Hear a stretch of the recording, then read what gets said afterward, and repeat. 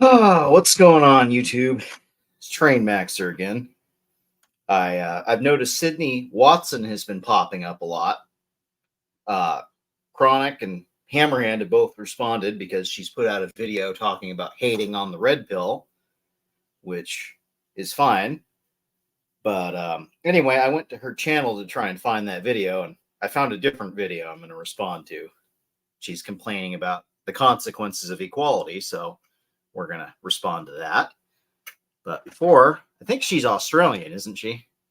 Before we get to that, I got a funny little short here for you. I think this is the same kangaroo that got punched that was attacking that dog. Could be mistaken, but it looks like the same kangaroo. The description says the kangaroo wants revenge, so I'm kind of thinking it might be the same one.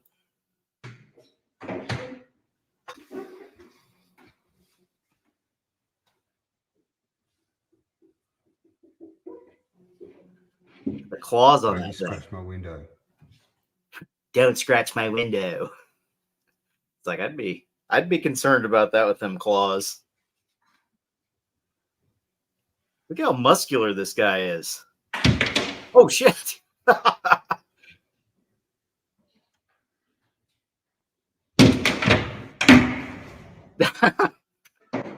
I wonder if he's just seeing his reflection in the window or what. Or if this is the same kangaroo that got punched by that guy. He's out for revenge.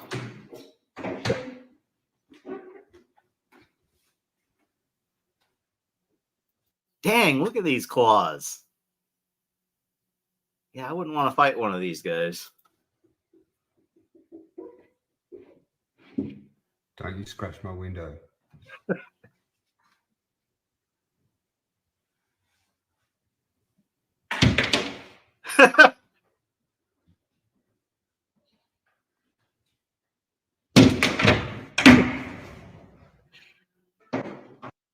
It's like, okay, I won't scratch your window, I'll just body slam it.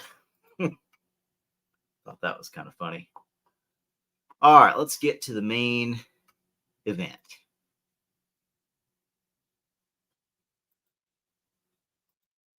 Let's see, present.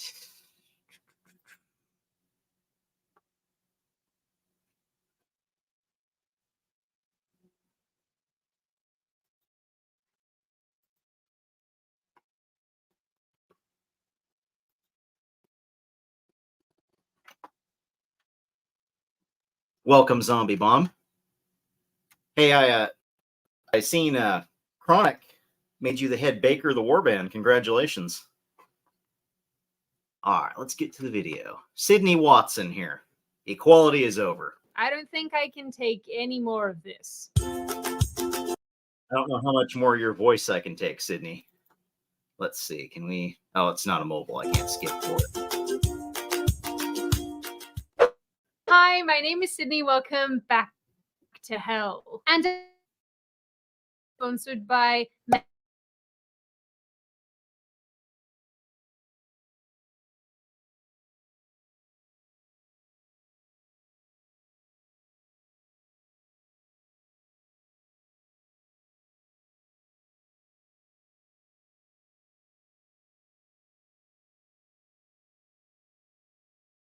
I've been making content for a while, but anyway. Don't buy his tea from Sydney. That's just my thing.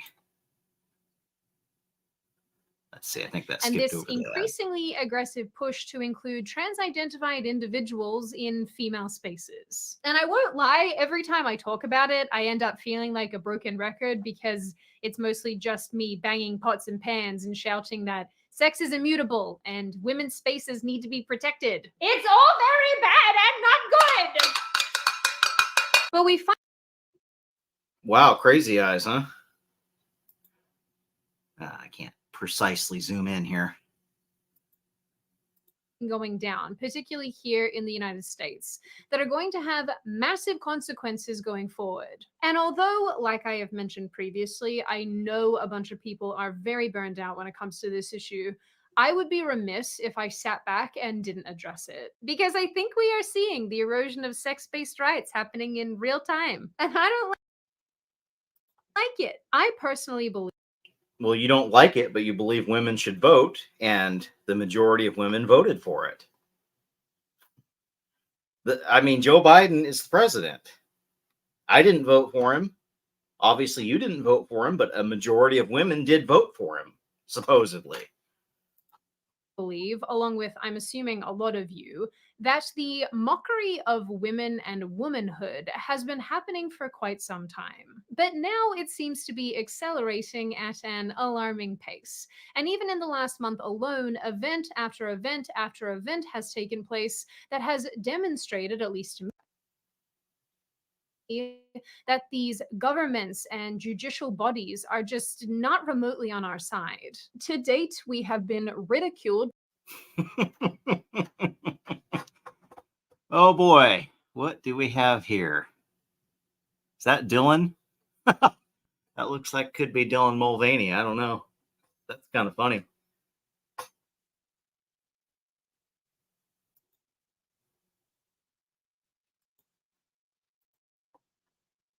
By iconic brands like Nike, What Foley, and what in Girl. what in the actual fuck are we looking at? Oh, there's Dylan. Hi. Impressive carrying skills, right? I got some Bud Lights for us. We are Yeah. failed again and again by policymakers who have decided that what people feel is more important than what they are. A major survey in the US found that a plurality Oh, it's Piers Morgan. Oh, goodness.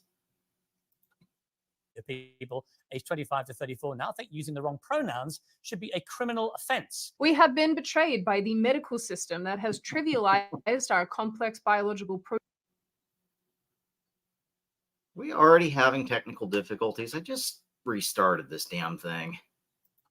Of people aged 25 to 34 now think using the wrong pronouns should be a criminal offense. We have been betrayed by the medical system that has trivialized our complex biological processes. Do you believe then that men can become pregnant and have abortions?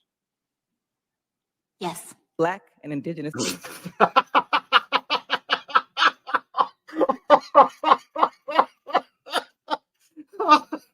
Oh my goodness. Birthing people. Birthing people of color. Black birthing people and birthing people in our Black birth. Birthing people of color now, apparently. Okay. Persons. And all the while, we have to sit down and shut up while What in the actual fuck? people dance around us in woman face. And when we articulate our objection to the current state of things, we are called names, threatened, and in some cases, physically attacked or even face legal action. Because we live in stupid land. So with all of this said, And who voted for this guy? Not me. it wasn't surprising when, on April 19, 2024, the Biden administration announced changes to Title IX, a federal law that prohibits discrimination on the basis of sex in any education program or activity that receives federal financial assistance. Mostly you hear about it with relation to university campuses, but it actually applies to all levels of education. So good. The new regulations. Look, y'all voted for it, so it's y'all's problem to fix. That's the way I see it. I'm not getting involved. I was asked a couple weeks ago in church to sign this petition to ask Governor Newsom to ban troons from the women's restroom and from women's sports. And I refused to sign it on principle because women voted overwhelmingly for Democrats, for Gavin Newsom in this state. And since that's what Gavin Newsom supports, that's what Democrats support, that means inadvertently, that's what women support, whether they realize it or not. And I told the ladies at church, I was much more diplomatic about it. I said, look, elections have consequences. Some people need to learn that a stove is hot by touching the hot stove and getting burned. Because I vote the right way, but it doesn't matter if 8 people for every person that votes like me, 8 people in this state vote the wrong way.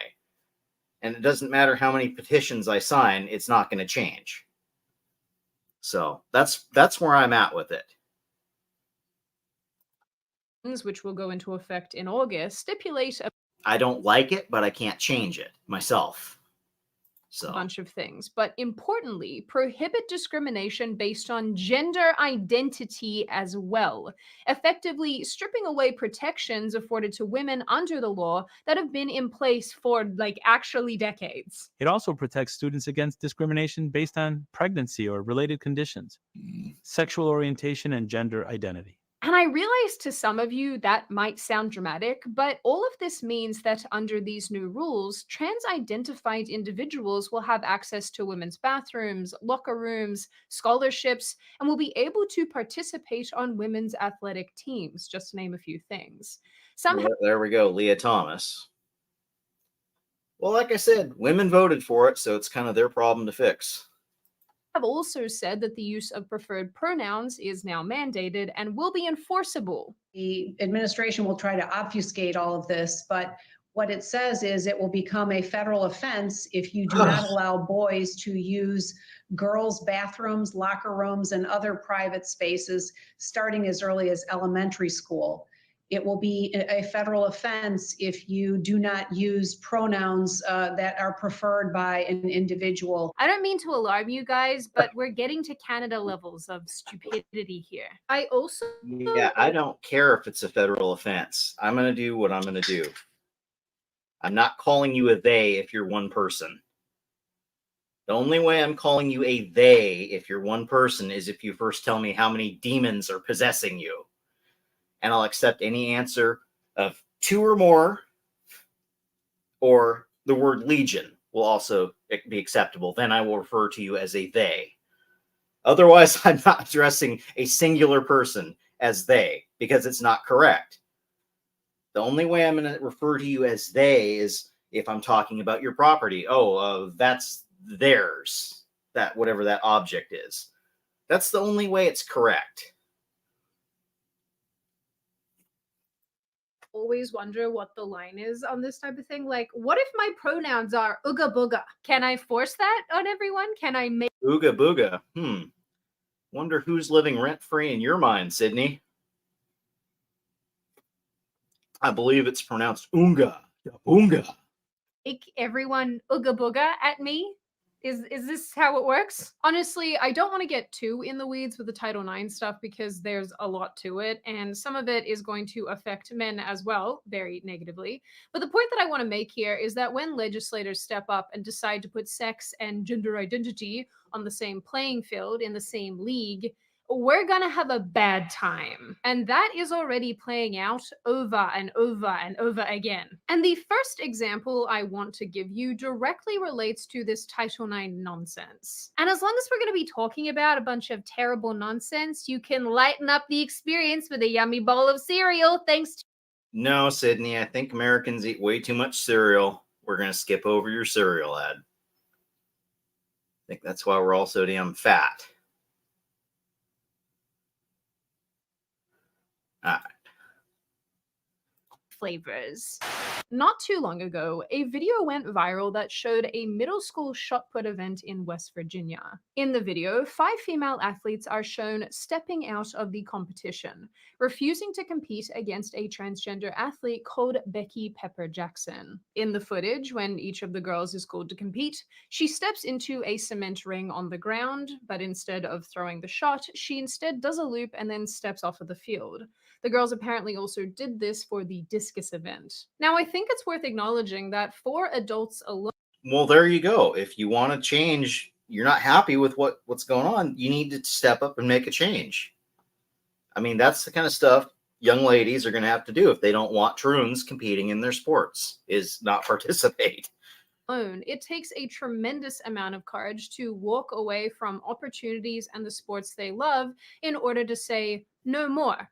And we've been seeing more and more and more of that. But when we have 13 and 14-year-old girls stepping up to do what many adults are still too afraid to do, you know we have a serious problem. What's really important to know about this situation is that in mid-April, the 4th U.S. Circuit Court of Appeals overturned a law in West Virginia that banned transgender girls from playing against female athletes, finding that it violates Title IX. I mean, this is in West Virginia, even. So, if it's in West Virginia, it's all over. To cut a long All story over the short, country. the bill was signed into law back in 2021 called the Save Women's Sports Act.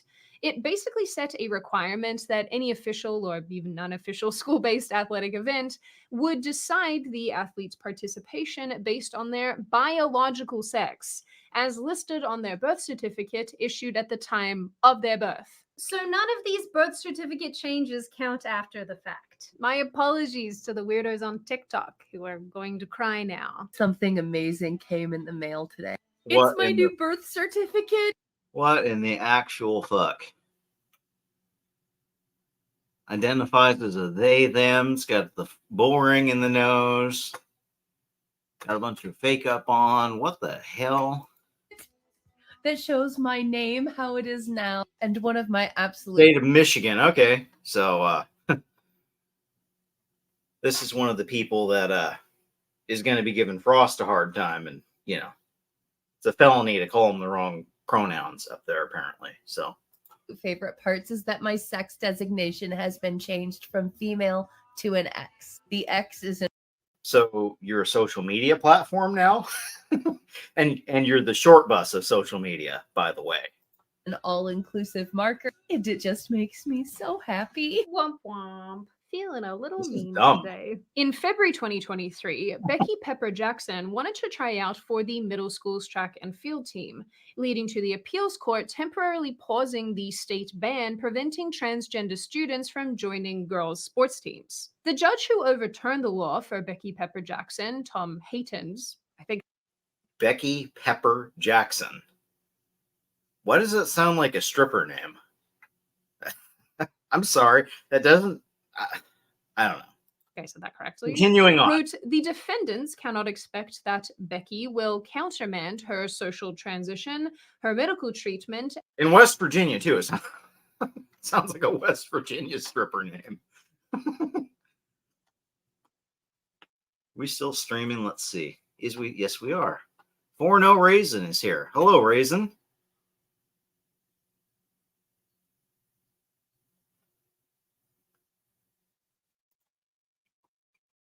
No Country for Old Men. Yes, I got a clip from that. I'm gonna show.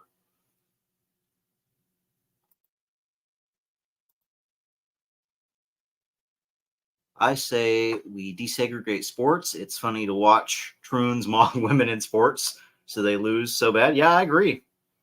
I agree.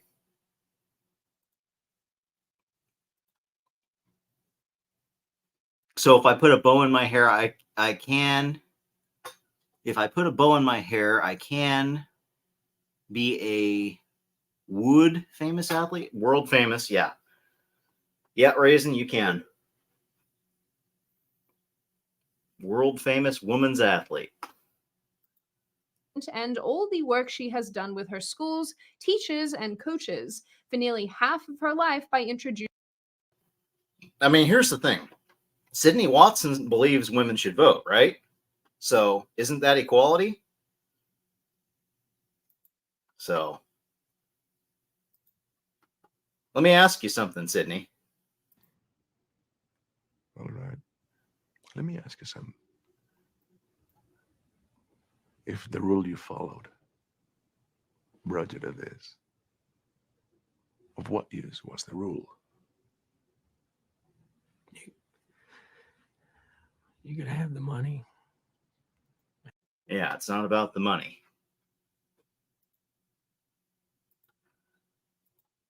Introducing herself to teammates, coaches, and even opponents as a boy. He reasoned. Yeah, if the rule you followed brought you to this, which this looks like a troon here too, possibly. What's going on here? If the rule you followed brought you to this, Sydney, of what use was the rule? This was because Pepper Jackson had socially and medically transitioned very early in life and has a birth certificate that designates that the 13-year-old is a female. None of which matters, just by the way, for obvious reasons. I really do just have these moments making these videos where I'm like, we are living through the stupidest period of time. Like, I am willing to say that this period of time is. Yeah, I figured that's what you meant. Stupider than when people believed that lambs came from a plant. No, I did not make that up. lambs came from a plant? Is that what people believed? Well, I mean, people used to think salamanders lived in fire because that was the only time they ever saw them. I mean, we know now they live in water and moist areas, but back in the day, the only time someone saw a salamander, they threw a piece of wood in the fire and, oh, there's a salamander. They must live in fire. Reality is the salamander is trying to get away from the fire. So, yeah, I can believe people are that dumb. That up. Apparently, this was a belief that was held for a period of time in the Middle Ages, and they called it a vegetable lamb. I actually think that's kind of adorable. But my point still stands. To put all of this into perspective, because the judicial system has so wholly failed these female athletes, the girls themselves are having to do what many adults cannot. And that is to take a stand in order to protect themselves and others. Because nobody seems to be listening to the countless women and girls who are screaming from the rooftops that all of this is not only unfair, but puts them at unnecessary risk. Is this what Again, y'all voted for it. hating the government does to you? It like makes you kind of want anarchism a little bit? Is that what this is? Around the same time, I don't think you really want anarchism, Sydney. I'm just saying, I don't think that's what you really want.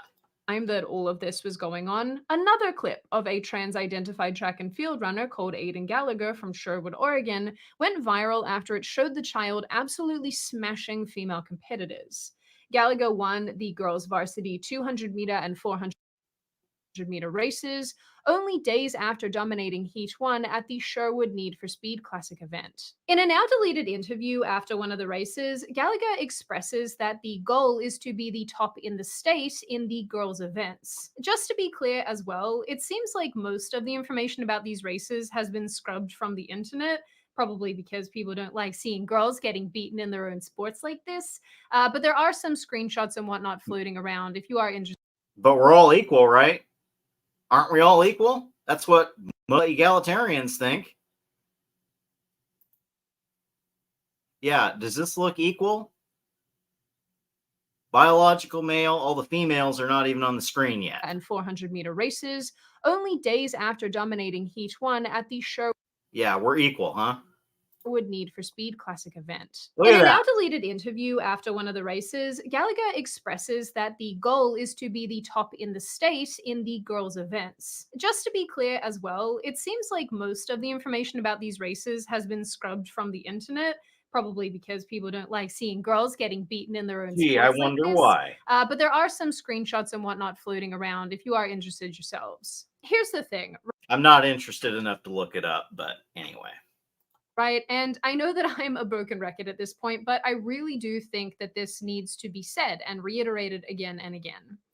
Rather than people realizing how negatively all of this impacts women and girls, and especially female athletes and these poor female students, they instead turn around and seal clap for all of this perceived tolerance and inclusivity. And I mean that quite literally. Only a few days ago, a woman called Michelle Aleva, which I'm probably mispronouncing, but I don't care, that's how it's written, posted to X about a women's hockey league that forced attendees to recite an inclusion pledge prior to the game. And no, I'm not joking. The Sport a Rainbow pledge was displayed at a professional women's hockey league game on Wednesday evening at TD Place in Ottawa, Ontario.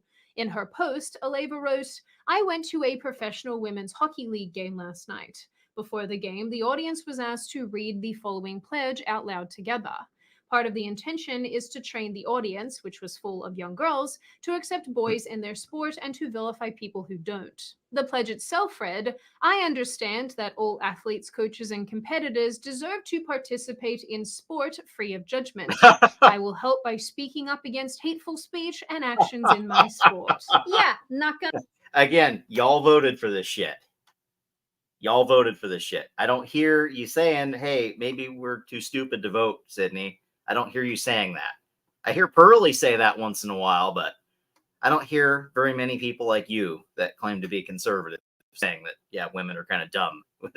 Some of the shit we vote for is kind of dumb because we're ruled by our emotions and our feelings. I'm just saying, it's It is Gonna what lie, pretty obvious what that's in reference to. It's 2024, and I guess a hateful action is not wanting to get your knees ripped out by a boy in a dress. Perhaps the worst part is that this trend of ignoring the impact of gender ideology specifically on young girls, and then forcing those same young girls to take monumental stances to try and defend themselves against a well-funded, well-armed ideological behemoth isn't even really contained to sports. About a week after the Aidan Gallagher event got a ton of attention, yet another clip went viral that showed a young girl talking at a school board meeting in Pennsylvania. The girl, who I'm going to call Girl A because this is going to get confusing really quickly, told the board that a student at her school, a male who identifies as a girl, had threatened to harm another student who I'm going to call Girl B. As of filming, I'm not going to show you guys the clip of this young girl talking because YouTube definitely has some very strong rules around children and violent events, even though we don't see any violence whatsoever, but I just would like to be safe and maybe post-edit Sydney will make a different decision. But essentially, Girl A explained that she, along with two of her friends, had warned the school's guidance counselor that the trans-identified student had threatened to harm Girl B. She also said that Girl B herself, so the trans-identified student, the boy, the boy, if we're speaking normally here, had every day also reported the threats to the same teacher. The teacher said that nothing would happen and essentially brushed it off. A few hours later, the trans-identified student brutally assaulted Girl B.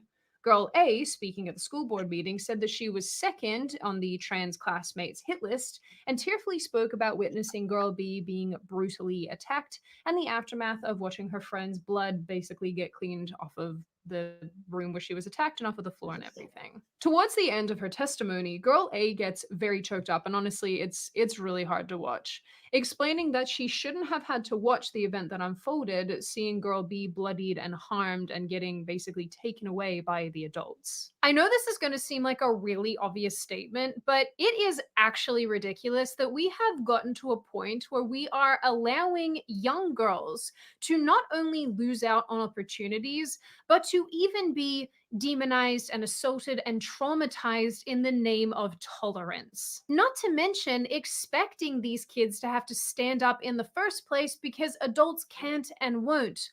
Or you have the other side of that where adults are completely letting these young people down and not remotely thinking about protecting them. Even without the Title IX changes on the horizon, there has been a major shift away from rationality towards activism and indoctrination. But collectively, a lot of this is going so far as to strip away sex-based rights and then deny us the ability to speak out about it. I personally am I don't know why that was acting up. It wasn't pausing there. Okay, what was she saying? Something about sex-based rights. Is going so far as to strip away sex-based rights and then deny us the ability to speak out about it. I'm sorry, what sex-based rights are you referring to, Sydney?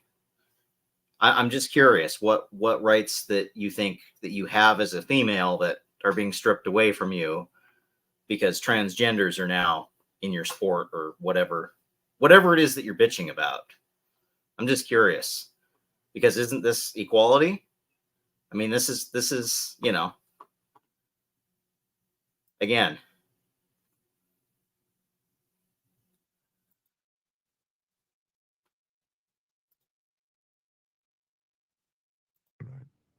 Let me ask you something. All right. Let me ask you something. If the rule you followed brought you to this, of what use was the rule?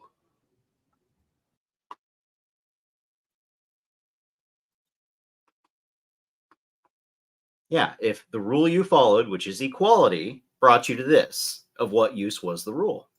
Personally am not prepared to continue to watch women be mocked and ridiculed and disrespected and put in harm's way in order to accommodate. Well, you say that as if that's our problem. It's not our problem as men to fix that. That's your problem to fix, Sydney. You got to get the women to stop voting like 80% Democrat if you want that fixed. accommodate gender ideology. The bottom line is that too many people have fought too hard for too long for academic and athletic opportunities to have them suddenly ripped away because a tiny fraction of the population feel uncomfortable in their own skin. And those who see nothing wrong with any of this, especially the women who pander to this ideology to appear tolerant and inclusive, are placing the burden of all of this on the shoulders of young girls and young female athletes. And that's not okay. In the end, gender ideology is changing the shape of our social fabric as we know it. And in my opinion, if we allow women's rights and spaces to be eroded further and further, soon they will be too far gone to easily get back. Now, on that very happy and pleasant note, and before I open the floor to all of you, this is just a reminder to check out Magic Spoon using the link in the description. No, we're not doing that. But underreacting, reacting appropriately. What do you think of the inclusion of gender ideology in the new regulations? Do you think that that's necessary, unnecessary, that we're going in a really scary direction? What do you think of the situation in West Virginia with the young female athletes and the transgender individual? Do you think that they did the right thing? Do you think that it was unfair that they were put in that situation to begin with? And what do you generally make of all of these situations overall? As always, if you are here at the end of the video, congratulations. All right, I think that's enough of that. I think she plugged her tea again on that ad I skipped over. So anyway, yeah, if you want some boutique quality tea, don't buy it from Sydney TH0Tson here. Buy it from the tea man at Dragon's Treasure. I actually placed an order with Dragon's Treasure. It's good stuff. I got a sampler pack of black tea, and I got 2 other kinds of tea, and total of 7 teas I got to sample, and 6 of them I thought were excellent, and I'm going to probably order them again at some point. I had to test Manic's promo code, MANIC. That works. You get 10% off. It is kind of expensive, but like I said, it's pretty good quality stuff if you're in the mood for boutique quality tea. Boutique anime inspired quality tea. Anyway, that's enough of that. Let's move on to, we can close this one out in a minute. We'll close this. I don't think we need that again. Let's go back to Michael Knowles and Pearly Fang. Pick up where we left off. Close Sydney out here. All right, we got this one open. We've got this one open. All righty. Yes, but there's also women that chose to go on OnlyFans. Oh yeah, that's why I'm saying. I'm just saying. I think those women tend to regret it. But I'm saying, like, I don't like blaming your. I want to say this is where we left off last time I covered this video. Decisions on society, because at the end of the day, you are responsible for the decisions that you make. Right, but your education is responsible for forming the way that you think about things. No, but there's marriage. people in the same education and they make different decisions. When I say, I mean education in the broad sense, meaning how people are raised, which gets to the point of marriage. Like, but I know there's people that that are raised in bad environments and choose not to do that. Everyone has everyone's got free will. Does everyone that goes on Michael Knowles' show start drinking? I mean, I would need to be drinking to deal with this guy, but I'm just saying, I've noticed it's a pattern with like all the chicks that have been on his show is they're drinking. She's drinking. What's her name? Oh shit. Lauren Southern. Yeah, Lauren Southern. Yeah, she's on there drinking on his show. Must be a rule if you go on Michael Knowles' show, you get sloshed, I guess. Will, Michael. Sure, but we're also shaped by our social context and our educations. Right, but aren't you you're responsible for the choices you make, right? I'm a moral agent. I certainly, am. Okay. But I'm more morally free to act the more that I can discipline my lower passions and bring them into accord with my rational will, which is why I'm discussing marriage as a matter of reason. So I guess the question you'd have to ask is, even before we can say whether or not you want to give advice to men, but should they or shouldn't they? What is marriage for? Like, what's the point of it? So what's the point of marriage? In the West today, nothing. Let's be honest. It's a retirement plan for the woman today. I think that the point of marriage is, I mean, it's to create a union. It's It's a retirement plan for the judge as well, by the way, in the divorce case. supposed to, it's supposed to be you are submitting to your husband's authority and you're creating a family. And creating a family. Yeah. Yes. creating a So family, it's yes. forming a union Mhm. with certain roles and Mhm. a structure, and to create a family. And do you think Correct. That's what it's supposed to be, biblically, for Christians, anyway. that's how it's being used today for the average person? For the average person, Yeah, it forms a union. It creates a family. the average marriage is 7 years. Yeah, but it's a union. But I mean, the average, I think there's Michael, are you really this dumb? Really? Are you lying to yourself? Are you this dumb? I don't know. I'm confused. marriage that you described, but I think that Oh, it's 7 years, but it's a union. Hey, it's a union. It's 7 years, but it's a union. So just go out and do it. Yeah. How about no? those are some basics. the average marriage is 7 years. Right, but that still forms a union and often creates a family. That's what you're talking about, the struggles. In Right, divorce but it's court with supposed to kids. be for life.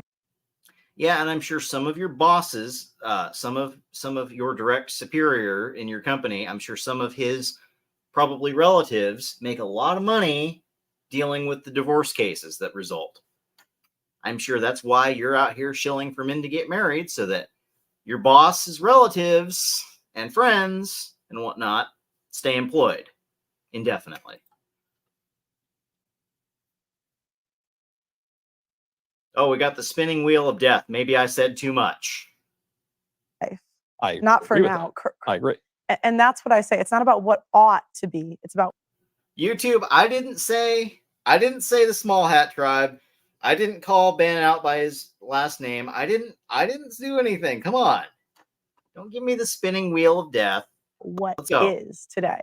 And right now, a man cannot have children in this country and not be signed up for the state contract. So But that's always been true. I think, but No, Michael, it has not been true always. It has not always been a state involved in it. my point is, why can't we change the laws first? The state primarily got involved in marriage contracts. In most states, it was to promote segregation. That's what the state got involved for, Michael. And then they realized, oh, hey, you know what? We can make a lot of money in divorce court. So they've stayed involved in it. First. Because we live in time and space, and you'll die alone without having had kids and without. Oh, you'll die alone. You'll die alone. Oh, no. You'll die alone. Oh, no, says Michael Knowles. You'll die alone. Yeah, Nikola Tesla died alone, and his impact is still felt on the world today. I would rather be Nikola Tesla than, have a bunch of kids that I never get to see. That, I don't know, maybe my wife took them somewhere in California and got them transitioned. Listen, Michael, if your wife takes your kids to California and decides that they're troons now, where's your legacy? Your legacy's gone. Without having. Why? I mean, you're so concerned about my legacy. Well, all it takes is your wife divorcing you and taking your kids to California and transitioning them, and your legacy's gone. Family. Why? You guys are one of the most influential media networks. We are. And we're very persuasive. Very powerful. You guys are. And yet we're not changing the divorce laws. Try as we might. Yeah, gee, I wonder why that might be. I wonder why you're not even talking about it hardly, other than when Pearly's putting you on the spot here. I wonder why. Hasn't happened. No, but you guys barely cover it. I talk about it all the time. What are you talking about? I talk about marriage on my show probably every single day. Right, but marriage, not divorce, not the family court. Stop the cap, Michael. But when we talk about specifics, I was, talking about the tender years doctrine. Yeah. It's like even in California. Sure, but if a woman lies about paternity of the child and it's not found out before the age of 2, that man's on child support for life, even though that woman committed fraud. And these are real things that happen in this country. Zombie bomb. Never thought I liked hot tea, but I tried some a couple weeks ago and it's pretty good. I think I need more of that. Yeah, well, it's always good to try new things because you never know what you're going to like, right? Country. The man is on. If if the father doesn't discover that he's not really the father. Yeah. Because he's acting basically as like a duped adoptive father or something like that. Mhm. Yeah. Again, Because the way the laws are is it goes in the best interest of to the child, which generally means the best interest of the mother. right. But you don't, Pearl, you do not need to convince me that the Okay. divorce laws are dreadful. Right. What you do need to convince me of is that men ought not to be married until the laws are changed. Why do men have to sacrifice their security for women's security? Women don't have to. women have made the choice to leave marriages. Women have made the choice to collect alimony and child support. Why do men need to sacrifice their security for women's? Because it is good for men to be married and to have. For who? It's good for men to be married for who? For who, Michael? Who is it good for? Who is it good for? It's good for the divorce judge at the family court. It's good for his wallet, her wallet, whatever. Have children. That's it's not that they're forced or coerced. Then why? It's good for them. But then why? Again, Michael, is it good for you if your wife ends up divorcing you and taking your kids to California and transitioning them? Because then what happens to your legacy if that happens?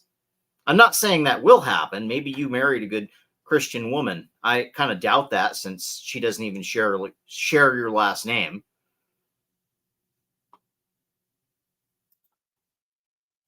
Oops. Shoot.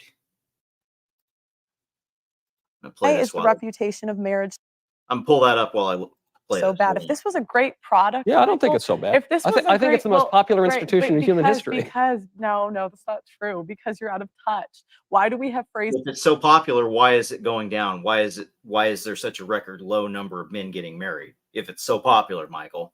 It's just like happy wife, happy life.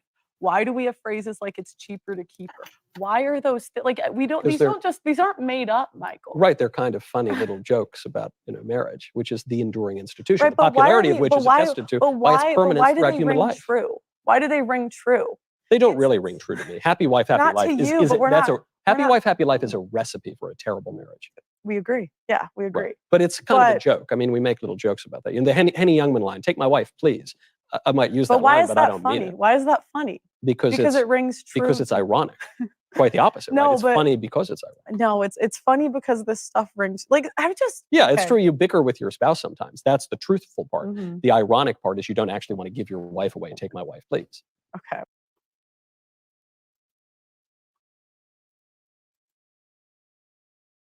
Alyssa Mahler. This is Michael Knowles' wife. She didn't even take your last name.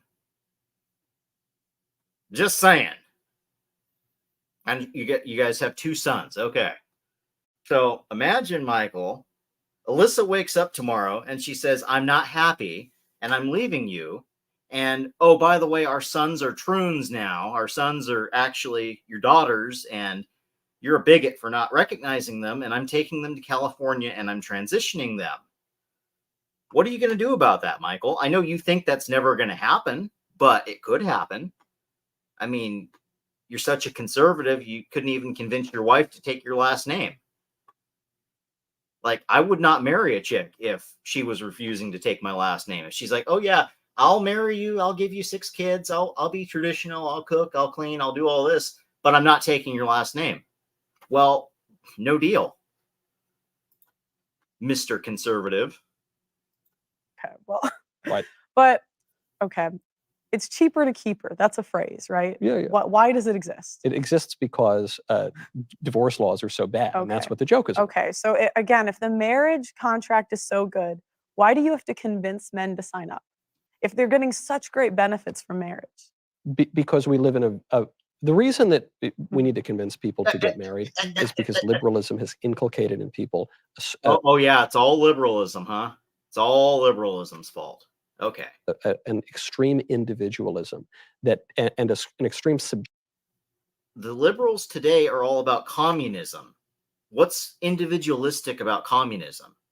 I mean, libertarians are all allegedly, supposedly, they're supposed to be all about individualism, but I don't know, a lot of libertarians are disappointing.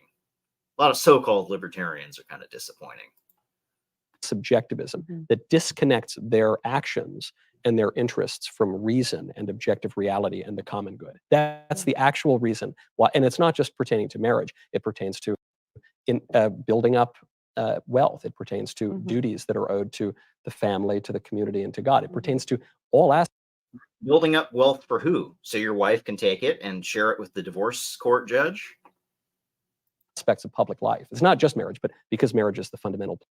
I'm not obligated to the divorce court judge. I'm not obligated to get married to fund some guy that wears pajamas to work to fund his retirement. I'm not obligated to get married for that reason. You're not selling me on marriage, Michael. Political building block. You see it expressed there. I'm not against marriage, but I think that men, regardless of what I say, because I'm not going to convince the entire country to get married. Like, no matter what I say. You don't seem interested in doing so. Because I don't talk about what I want the world to be. You talk about how dreadful marriage is. I don't talk about no. There's good marriages, Michael. But marriage as we do it today is not marriage anymore. And I cannot fault men for being cautious. And some men just aren't going to get married because the laws are too favorable to women. So Michael Knowles has bitch think. Michael Knowles thinks because he does things a certain way that everybody does things that way, and that's just not true. And I think that, okay, I'm going to tell a story. I want you to not interrupt me. Okay. Can you please not? I need to. Yeah, he's going to interrupt. I would never interrupt a lady. Okay. You're gonna eat those words in a minute, Michael. So I do interviews of men that have been divorced often. Okay. And there is a guy I interviewed, and he married a Christian woman. Okay. Good Christian woman, no kids, not overweight, no tattoos, checks all the boxes. No glaring red flags. Here we go, interrupting. One. Okay. They have 2 children together. And what happened was one day he comes home. And when he comes home from work, the wife has filed a temporary restraining order on him. Women can get these just like that. He's kicked out of his house. No trial, no evidence, no nothing. Okay. Now he has to wait. It's during COVID. So he has to wait a year and a half to even get to see his children. Okay. And even fight for them. And by the time he gets to court, the mom's been in the kid's ear saying how terrible of a person he is. Okay. Now they go to court and they say to him, well, you haven't been in the kid's life for a year and a half, even though she lied about the abuse and they figured that out in court. This man had, and I saw his court documents, text evidence that this woman was planning to do this to him. In the year, he still had to pay the mortgage on the house. He still had to pay child support in that year and a half period. Mortgage on the house that he's not allowed to live at. Goes to court. Now, he doesn't get access to his children. He hasn't seen his kids in 2 years. Michael, they live a mile from him. That's awful. A mile. You interrupting again. That's twice, Michael. He's so stressed out. He loses his job. Because can you imagine going through that?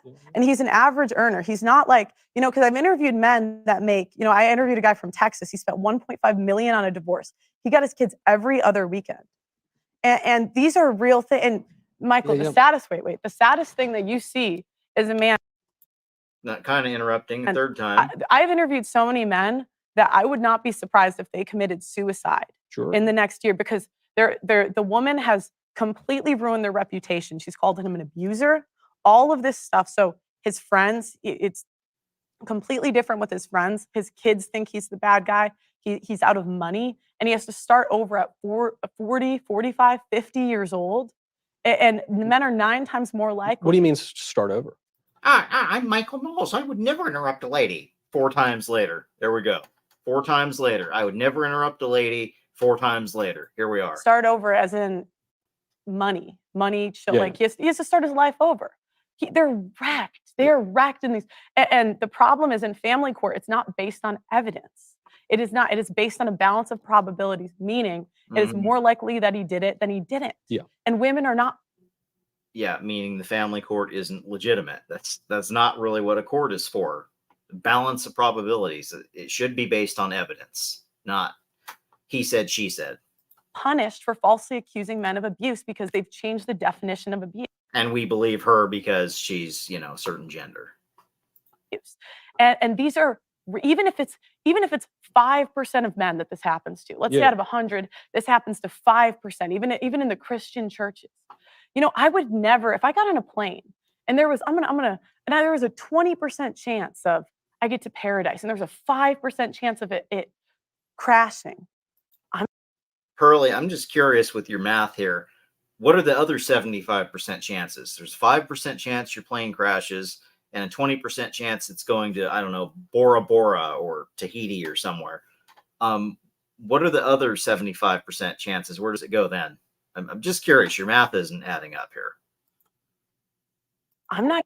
I get the analogy. I'm not understanding the math here. Getting on. Right. And you have to understand, this is death to a lot of men. The idea. And yeah, if there was a 5% chance the plane was going to crash, I probably wouldn't get on either. Yeah, that they can't see their kids that are a mile from them. They're sending them money. And Glenn, you know, he's one of the guys that happened to. Yeah. And you know, it's like a lot of these guys did everything that you guys say. And when you guys say get married young, a lot of these men don't know what they're signing up for. And you're not going to be there when their entire life falls apart.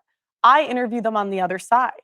And that's why when you just say, you know, just find a good Christian girl and get married. That's not exactly what I'm paraphrasing. But I've heard you say that multiple times, Michael. I've heard you say, "Oh, just find a good Christian girl." I've heard you say this before. But when you say, which is the minority, that's not the majority of women. We know that's not the majority of women that are praying every day. That are going to Latin mass. You know, I'm Catholic. Most of the women I went to school with are not practicing now. So this is not the majority of women. And you know, I just don't think, I think sometimes you minimize the risk. You know, out of every 100 divorces, and I know we were going to go back and forth on the numbers, but just trust me that I'm not making this up. It's 30% are malicious. And by malicious, they're all malicious, actually. No, I don't say that. And I'm not anti. Okay. I think divorces. Fair. All divorces are malicious, huh? Okay. Michael, in the rare circumstance where the guy actually is going Mike Tyson on his wife, yeah, I don't think it's malicious of her to divorce him, but she has a fault. There is a fault there. It's not no fault. And I don't think that's malicious of her if she's getting, I can't say that word, used on YouTube. I don't think that that's malicious of the wife to divorce in such a case. But how often is that compared to she wakes up and she's not happy? Fair, but when I say malicious, I mean alienating the child or the father from the kids, putting them on child support, alimony. So that's 30. That's around out of every 100 divorces, around 13. Yeah. So again, I would say it's higher. That's not, but that's not an insignificant number. Men, you know, I interviewed a guy. He spent $1.5 million on a divorce. Yeah. He gets to see his kids every other weekend. It's awful. It's awful, and that's why. Yeah, it's up. We could go back and forth about the numbers, but I've seen so many men on the brink of suicide, and they didn't do anything wrong. Yeah. Well, I don't know that they didn't do anything wrong, but I agree. Let's see. How long has this stream been going for? The stream has been going almost an hour. 5 men have ended their lives in the time that this stream has gone on. By the time we hit an hour, 6 men will have ended their lives. Wait a minute. I'm doing the math wrong. No, 10 men. 10 men will have ended their lives by the time the stream is over, because 1 every 6 minutes offs themselves. But Michael seems pretty dismissive of this. The situation is just dreadful. We all do terrible things, and they're before the great. I need to figure out how to do a counter for that to put on here every 6 minutes that goes by. I don't know. Of God, go all of us. That's kind of morbid of me, but I don't know. Us, because we're all sinners. And the fact that something went so terribly wrong in their marriage suggests that, well, there's no such thing as no-fault divorce, so there was fault somewhere. There's no such thing as no-fault divorce? Really? Well, we have no-fault divorce, Michael, under the law. I don't know where you're getting this, that there's no such thing as no-fault divorce. unless you're saying it's always the dude's fault because he picked wrong. If that's where you're going with this, I mean, I can't agree with you on that. But we agree so broadly that I'm not exactly sure what we disagree about. We agree that the divorce court system is dreadful. We agree that the divorce laws are terrible. We agree that modern dating is challenging. But I guess. So what I would say to switch. But you're not doing anything about it, Michael, because you're happily married and you don't think it's going to happen to you. Things I think men shouldn't vote for either party because neither party is taking their issues seriously. I mean, the issue of divorce. Where is I mean, she's right. Look, I am in California, and I don't feel like my vote matters. If I move to Iowa, I don't think I will, but if I was somewhere like that where it's always so close, it's a swing state, I would feel like it mattered a lot more. But I'm not in Iowa. I'm in California, and I'm going to vote in this next upcoming election. I'm going to vote for Trump, and that's it. I'm going to unregister to vote after that because I don't think it matters in this state. I really don't. I'm not a big fan of it. I've done it to honor my parents because they asked me to, but I'm to a point that it's like, I'm so fed up with it. I don't think it matters. Where's mandatory DNA testing? You know, I mean, people differentiate I would not on like these mandatory DNA testing. people that, well, Michael Knowles is against mandatory DNA testing. So Michael Knowles is pro-cucking. Michael Knowles would be okay with his wife banging Tyrone and one of his kids being slightly darker than the two of them. He would be okay with that. He would rather pretend that if Alyssa cheats on him with Tyrone, he would prefer to just pretend that that's his kid. Remember, this is his wife right here. This is not, she doesn't have his last name. Remember that. Because I'm going to bring it up again. men up to 30, I mean, it's disputed. I don't want to go back and forth all day, but a significant number of men are raising children that are not theirs. You know, the line of. I mean, I've heard it's as high as 38% in the States, but, you know. There's a line in, I think it's the Odyssey, of where the son of Odysseus says, it's a wise man who knows his own father. It's true.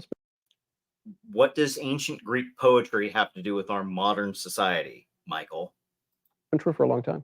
Okay, well, I don't know what that has to, you know. Well, you raised ancient Greek poetry where their gods were not just bronze statues, but actually coming down and like partaking in their battles. That's the kind of fantasy you're citing here, Michael.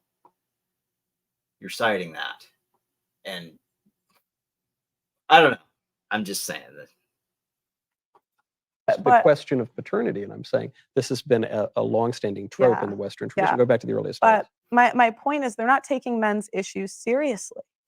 I don't think either party is. So I think really if it was up to me, I would say men don't vote until one of the parties starts taking you seriously. Sure. I think. And my decision that after the next election to unregister has nothing to do with Pearly. I've felt this way for several years now, and I'm to the point that I'm fed up, and I'm just going to do it. And I've explained it to my parents, and they do understand my frustration. So.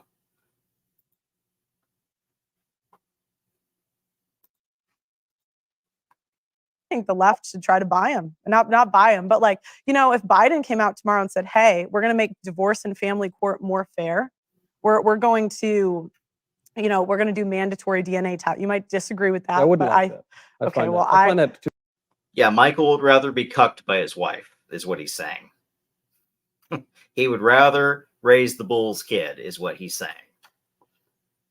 Now, I wouldn't take Joe Biden's word if he said he was going to do these things Pearly just suggested. I would actually have to see those things take place. I'd still be reluctant to vote for a Democrat, but I would have to see a Democrat actually do those things and demonstrate that they give a shit about lowering the male suicide rate and increasing, you know, increasing marriage, increasing the birth rate, lowering no-fault divorce, all this stuff. The stuff that we care about, that we talk about over here all the time. To be quite disrespectful to the institution of marriage. Well, I think it's more disrespectful that women are lying to men about paternity, and that's a real problem. Sure. So yeah, deceitful women, that's a problem throughout history. Yes, it's been a problem since the beginning. Yes, Michael, it has been. right, and even if it's 2%, 1%, that's 1 out of every 100 guys. That's a real issue, and there's no penalty for women doing it, even though it's fraud. Sure. And so until the right and the left start taking men seriously when it comes to their, their issues, I think men should bow out. But this is Pearl's world. In Pearl's world, yeah. Again, so it's confusing because you say I don't ever tell men what I think they ought to do, but you just said I think men should. Well, I think that would be a strategy. Sorry. Right, but you say the same kind of thing when you say I think men ought to wait until the laws change before they get married. Every man has to decide for himself. You just told men what to do when it comes to voting. Every man has to decide for himself what he does in his personal life. I think a good strategy could be that men walk away until the laws change. I think it's fair. I think that's a good strategy. There are other ones. Maybe you could come up with some. You guys are one of the largest, political media organizations. Well, but I think a better strategy for you guys would be to maybe start catering, to start, because I don't really think banning no-fault divorce would really change much. The culture is change. I don't agree with you, Pearl. I think banning no-fault divorce would change a hell of a lot. I think it would change an awful lot about our culture. It's a start. It's a step in the right direction. I don't know. I think it's too late to fix America and the West. I really do. I don't think we can salvage it at this point. But it's a start. Change a ton. When they introduced no-fault divorce in 1969, I think it was, in Canada, the divorce rates shot up 500% within 2 years. Ending no-fault divorce. First of all, well, I don't really care about when it got started in Canada. I know that it got started in California, in the 70s? Let me look that up real quick.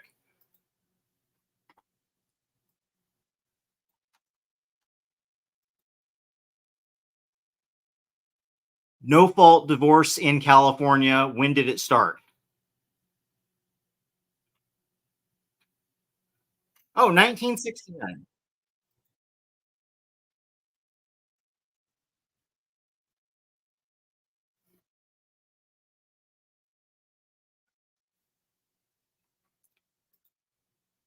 Let's refresh this tab.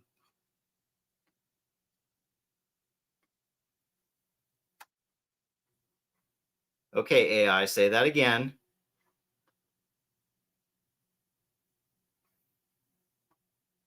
I don't know if you heard that or not. The AI started reading it, but it's not reading it now.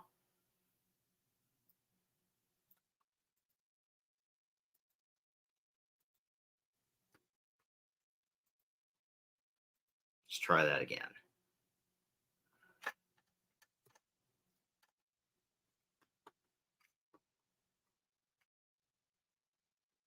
Oh, so now that I'm sharing it with StreamYards, now you're not going to read it. Thanks. Okay, that's wonderful. No-fault divorce was first legalized in California in 1969 by then-Governor Ronald Reagan, who would eventually become the first U.S. president who had been divorced. Former President Donald Trump is the second. By 2010, every state had legalized a no-fault divorce option. So Michael Knowles, who doesn't believe no-fault divorce exists, well, it's in every fucking state. And I don't know why he's talking about Canada when it's in California where it started. I don't know where he's coming up with Canada at. I know Canada and California seem to have a lot in common these days, but that's where it started, was here.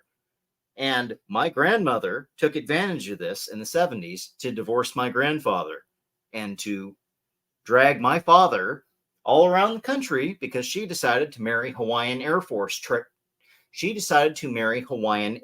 Chad. And but it does seem that Dad got raised properly. His stepfather was a good dude, but his mom eventually divorced that husband, and I don't actually know if she got divorced from him. I think she was living in basically bigamy with another dude. at some point, if I remember right. But yeah, my grandmother was kind of a sleut. So yeah, fortunately, my parents have been married for like 40 years, and so they're a pretty good example. My dad's told me, when he went to get married, he wanted to be married for life. He didn't want to get divorced. And so they're a pretty good example for me to look up to. And you know what? My parents are one of the few couples that I know that are happily married, and they actually still like each other. So just saying. I don't see very many couples that actually seem to like each other. Seems to be a lot of guys walking on eggshells. No, oh, it's cheaper to keep her. Oh, happy wife, happy life. Well, no fault divorce wasn't. And they seem like miserable people.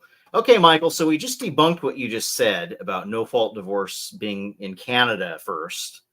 It started in California, and it spread like a cancer across the United States, Michael. No-fault divorce that you don't believe exists, by your own words. Even recognized in liberal New York until 2010. That change alone, it wouldn't solve the problem, but it would go a long way towards Yeah, but that generation, a lot of them were separated anyways. separation So, is one thing. Divorce is yeah, quite but- another. Look, Because that would mitigate all the problems you're describing. I would be for it. I just don't see that getting passed anytime soon. Right. I don't. Yeah, it's probably not going to get passed. We're probably going to have a collapse before it occurs.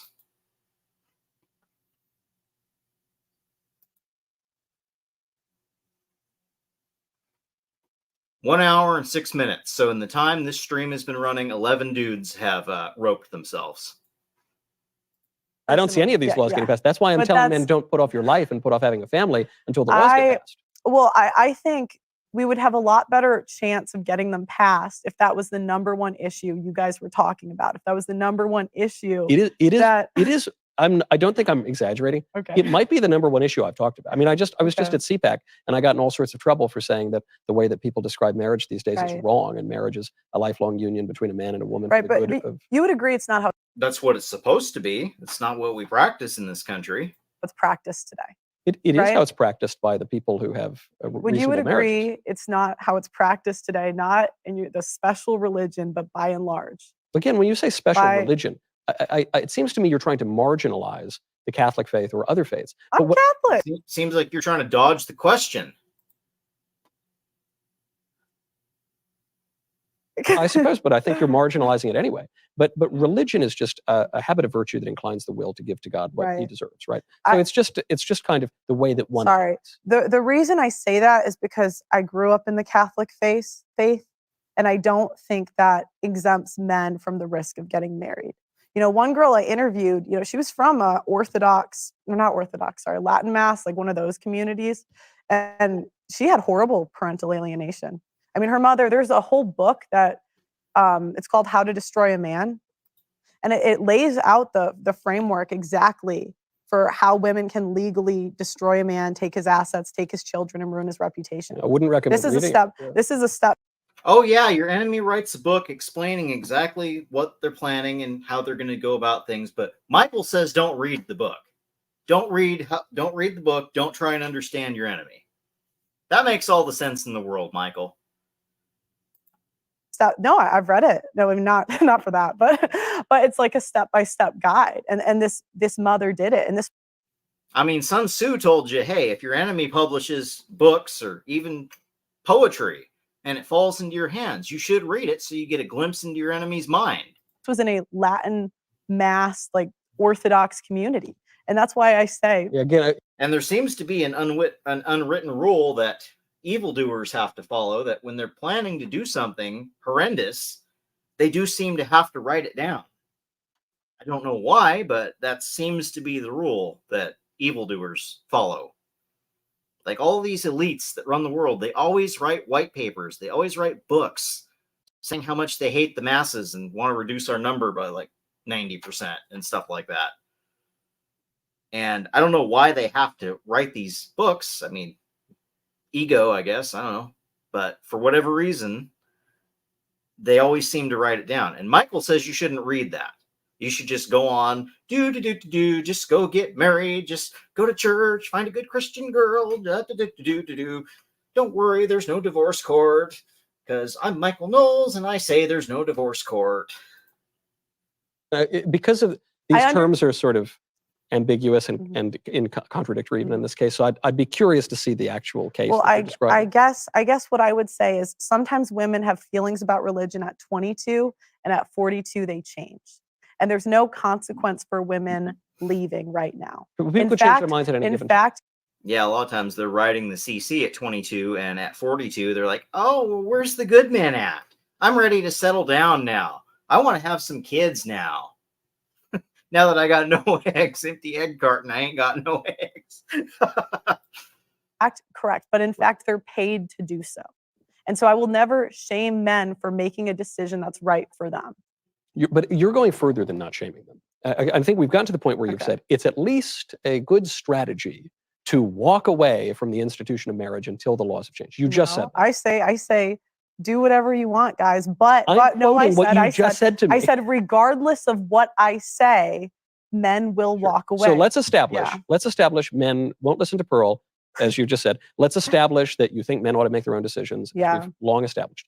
You also just said it is a good strategy for men to walk away from the institution of marriage until the laws change. You just said that. No, I was talking about the vote. They should walk away from the voting, the ballot box. That was the ballot box. Until the I said. So at the very least, we've. I said that's a strategy that men can do. A good strategy, but not just a bad strategy.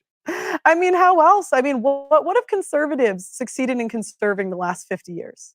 Not so much as the women's bathroom, I guess. but so you're asking them to get on a team that's losing, right? I mean, that's what Whittaker Chambers said when he left being a communist to become a conservative. Right. He thought he was joining the losing team. Maybe that. Speaking of losing teams, I've got this theory that, Ronald Reagan even admitted that he considered joining the Communist Party back in, I think, the 30s, like 39 or something like that. And I've got this theory that maybe he did join the Communist Party, and maybe he was their Manchurian candidate, like the I think it's 53 movie. Might have been 59, I'm not sure. The original Manchurian Candidate, not the newer one with Denzel Washington. Anyway, that's the kind of topic. I've got an idea about maybe starting a new channel for reviewing movies. I've noticed a lot of those have been popping up lately. Movie review, first time watching, those kind of channels. And I listen to those sometimes when I'm falling asleep.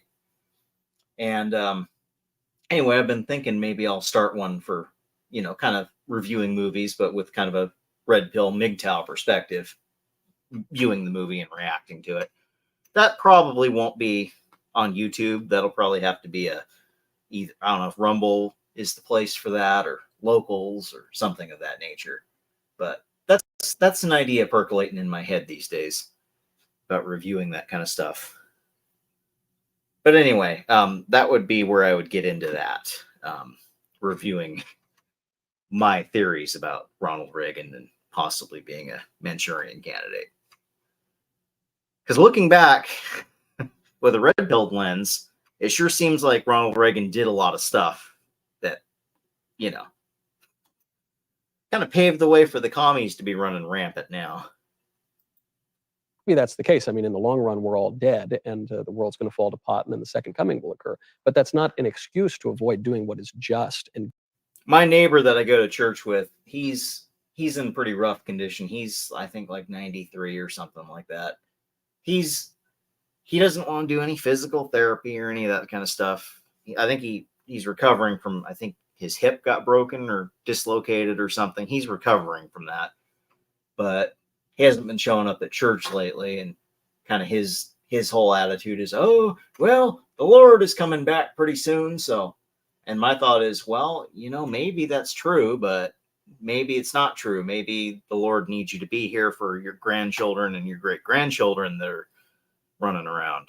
Maybe you need to be a good influence on them for a while longer. Maybe it's not your time, it's the Lord's time. And you can want the Lord to come back, but, doesn't mean he's coming back right now just because you're hurting. Good and right, and in line with our natural desires. But it's not unjust for men to not want to have children. It's disordered. It's disordered for men not to. We have priests. I've always wanted to have children, but I've said this to people in church. I'm glad with the chaos we have in the world today, I'm glad I don't have children right now in this country. I'm glad I don't. You know, I do want children someday, but I'm glad I don't have them right now. I don't know that I could deal with, definitely, I don't know that I could deal with raising a daughter in this society. Yeah. Clerical life. Some are called by the competing with the whole internet, with social media, with the school, with all that stuff. I mean, I would have to homeschool my kids for sure if I had kids. But yeah, I don't know that I could handle it right now. You know, I still want that someday, but I'm probably going to have to either go overseas and stay overseas, or I'm going to have to do like Chronic and be a surrogacy bro. charism of celibacy. But for most men, and by the way, they're called to the charism of celibacy in the priesthood because the priests act in the person of Christ, who is the bridegroom of the church. But for people who are not following a religious vocation, they are called to family life. So the priests that are touching little kids are called to celibacy. Okay, sure, Michael. If there are not enough wives, what are men supposed to do? It's about 50-50 in the population. If there are not enough wives. So 50% of women are not wife material, Michael. What are men supposed to do? There is basically parity. Error does not compute.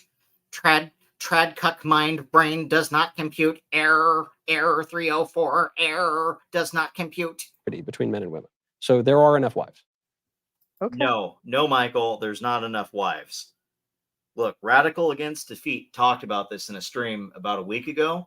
It's maybe 2% of women in the West are worthy of getting married. Maybe 2%. So I can say, yeah, Nawalt. I'm not going to say Nawalt. I'm going to say Ewalt. I'm going to say enough women are like that. When 98% are, thoughts. And there's 2% that are like Amish or something. Okay. There's not enough of the 2% to go around for the majority of men that want to get married and have kids.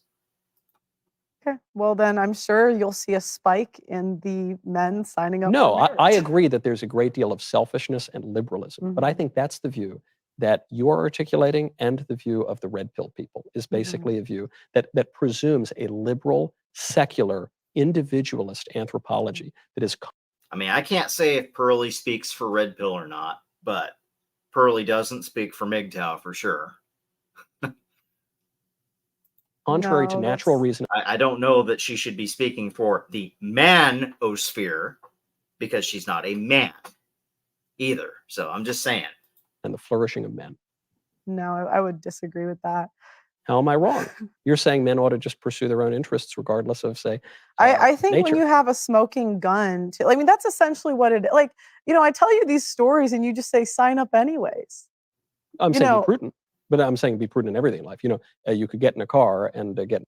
Yeah, and if enough of us are going our own way because we've been prudent and we've evaluated the landscape and we've said, there's no wives anywhere around me. There's very little wife material in this county, in this region that I'm at. And the ones that are wife material, they want to get with Chad and Tyrone. Yeah, well, okay, I guess I'll just stack my cash and enjoy my hobbies and my life and better myself. That sounds like a better use of my time than spending $300 on a date trying to impress a thought. Get in a car accident because of the other day, a teenage girl driver, another girl hit me while I was driving. Yeah, but I'm not saying don't get in a car. I'm saying but if I get into a car and I see 30. I mean, I've never been in a car wreck, allegedly. At least I've never been in a car wreck that's involved anyone else that there were witnesses to, allegedly. There may be a certain tree out in the national forest that has a little bit of green and white paint on the side of it, but excluding that. By the way, I was completely sober in that incident. There was no alcohol in my system. I was just being young and dumb. Allegedly, of course. But yeah, I've never actually been in a car wreck involving another vehicle.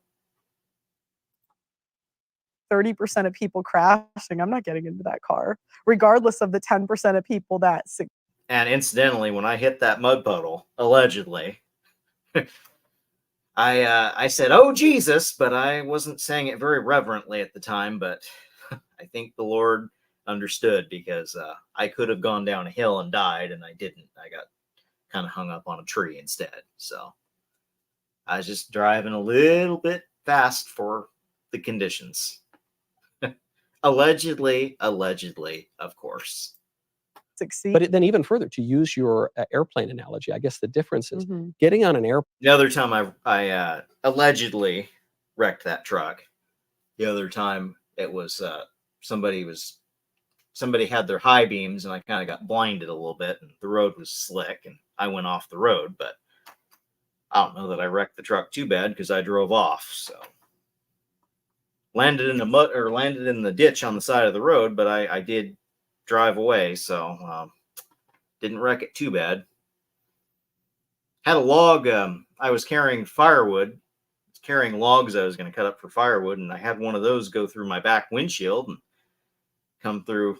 It almost ended up on the center console, and if it had been a little bit to the left, it could have hit me in the back of the head. So I kind of see that as God was looking out for me there too.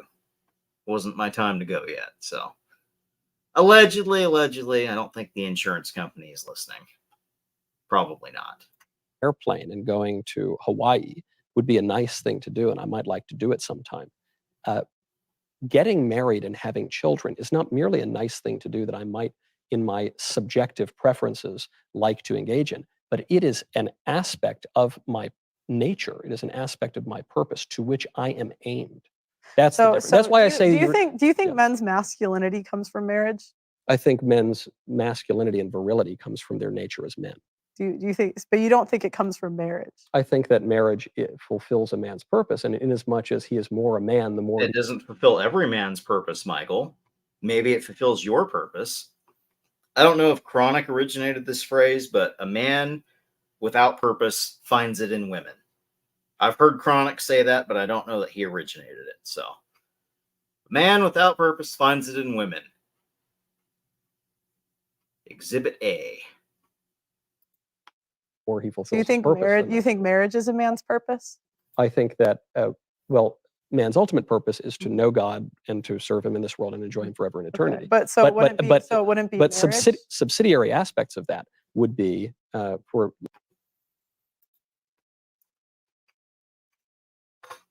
Let's see here. I would say 90% of women are not wife material. Yeah, I agree with that.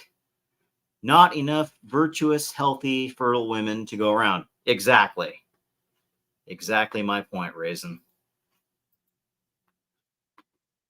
Lay people, for instance, to get married, which is a symbol of Christ's love for His church, and to, but even taking religion. But I'm asking, like, can I get a yes or no? Do you think? Well, I'm trying to explain to you, the answer to the question you're asking. But if you say, "What's a man's purpose?" And my purpose in this conversation is to talk to you. Okay. That's one purpose. A purpose is also to get to the nature of this question of marriage. Okay. Another purpose is to communicate that to the audience. So there are all sorts of purposes that we have. We have higher purposes and lower purposes. And so when you ask, is marriage part of a man's purpose? I say it is. It's not man's ultimate purpose, but it is a symbol of his ultimate purpose, and it is a constituent part of his purpose and a natural end of his very nature. Okay. Yeah. Yeah. But the reason I say that you are adopting what seems to me a liberal and individualist anthropology here is because you are saying every man needs to make his own decision. Nothing's better or worse. I'm not recommending anything. I'm just, you do you. Do you think every man should make the same decision? In many matters, yes. Not between chocolate and vanilla ice cream, but between do you feel like you goods, should tell men what to do? In as much as I correctly perceived moral order, yes. Okay. So you think that you know what's right for every man? I think that I can. I have a relatively reliable. If you'd like me to answer, I think I have a relatively reliable faculty of reason and moral conscience, and so in as much as it is reliable, I can articulate the truth as I see it, which is all anyone does. It's what you're doing. It's what all people do when we speak. Yeah, I don't think it's really our job as commentators to tell people what to do. But it's our job as human beings to perceive the moral order. Okay. right? And to Yeah. form judgments about that. Well, I disagree that. I disagree.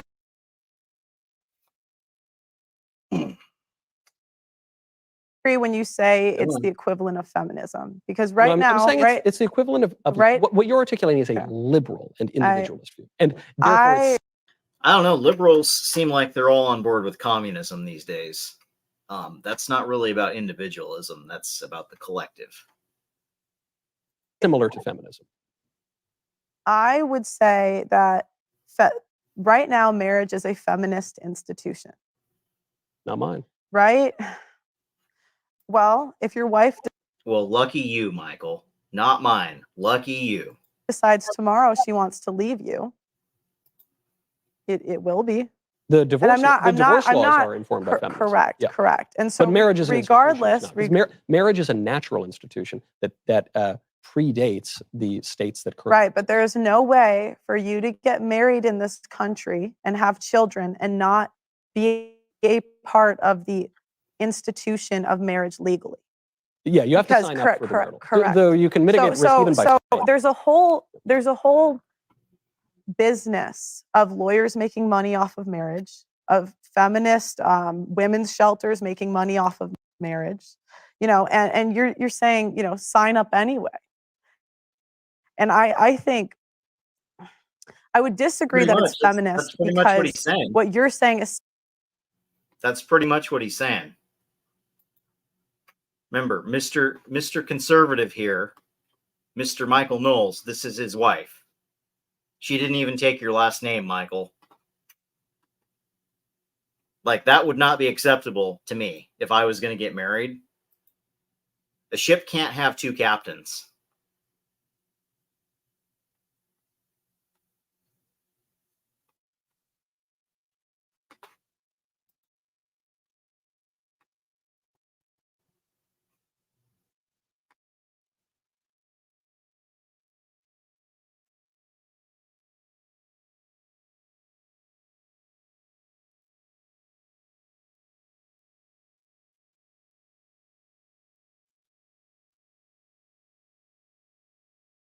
This would be me if I got married.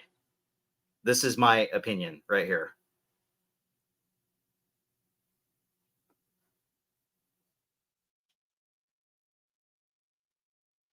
Come on, load it up.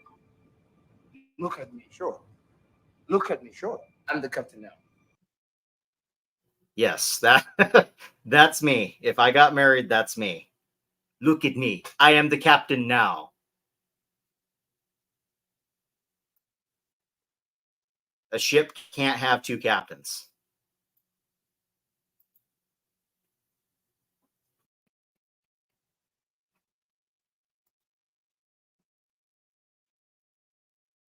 Come on, play again.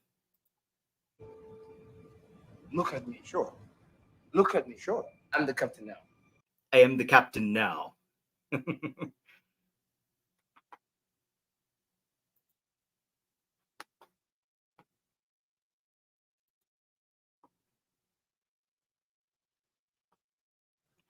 Does this look like the captain now of this relationship? I don't think so.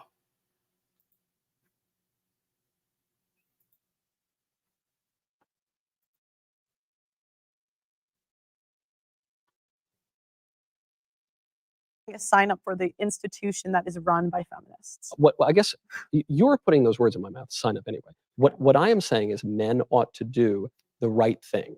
That at the basis of the natural law is one precept, which is do good and avoid evil. Mm-hmm. The first thing that we apprehend. I mean, I don't agree with that, Michael. I don't think that's the natural law. That's the golden rule, but that's not the natural law. The natural law is the king is going to have a harem, and 60% of men are going to die in combat or from disease or whatnot. That's the natural law. We look at that with lions. You have one dominant male lion and a whole harem of female lions, and all of his male offspring get kicked out when they're big enough, and they have to go fight an old lion of another pride in order to spread their seed. Otherwise, they don't get to spread their seed. That's just the way it is. That's nature. If you're going to talk about natural law, that's nature. monogamy is not natural, Michael.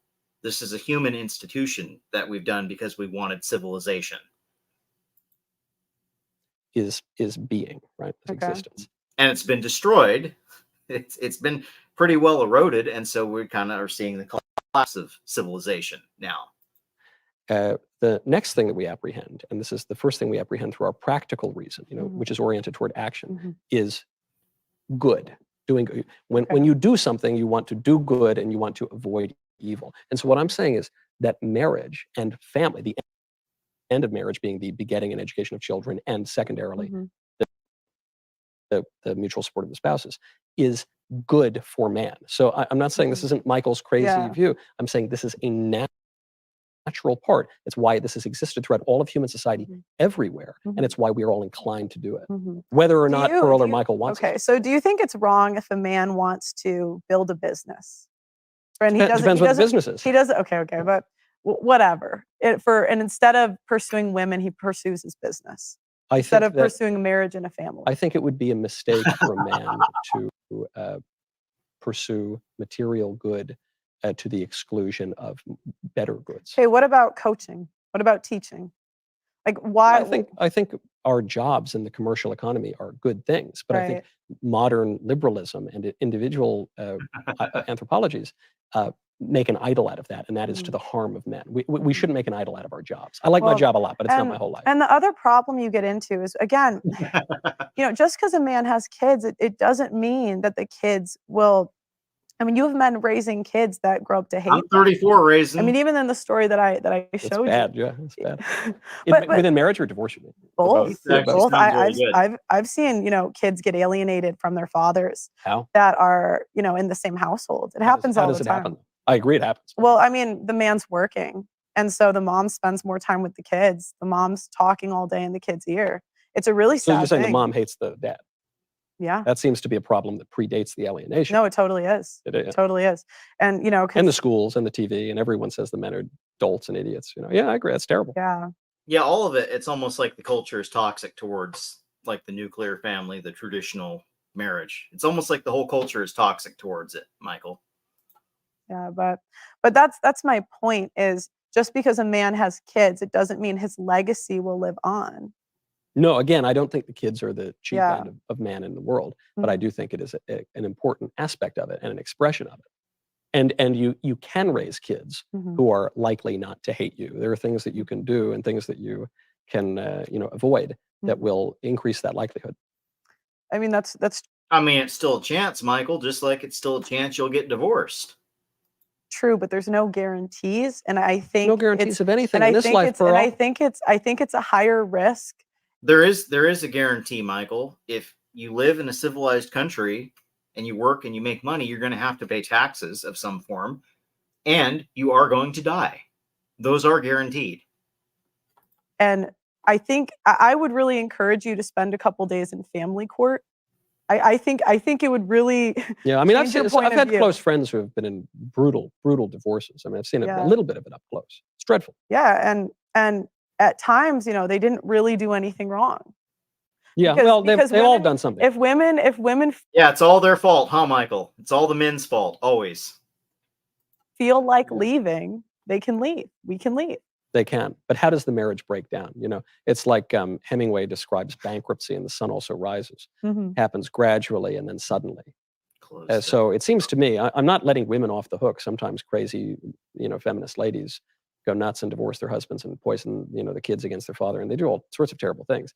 But marriage is a union of two people, and I agree with you. A lot of people, when they get into marriage these days, including the men, especially the men, not only don't know what they're signing up for, they don't even really have a vision of what they're signing up for. They don't even know what they want to be signing up for. Correct.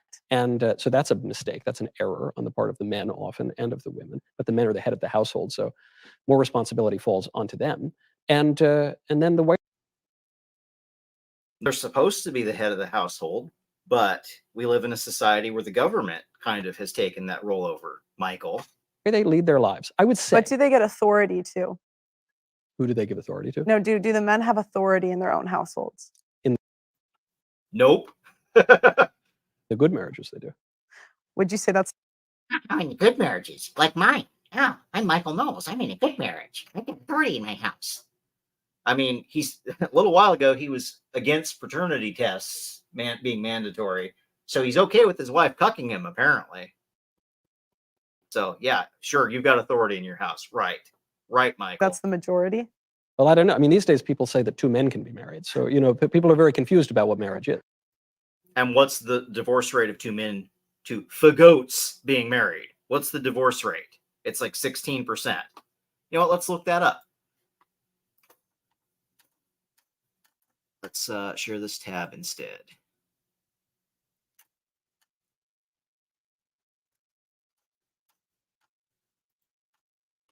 Divorce rate for gay men.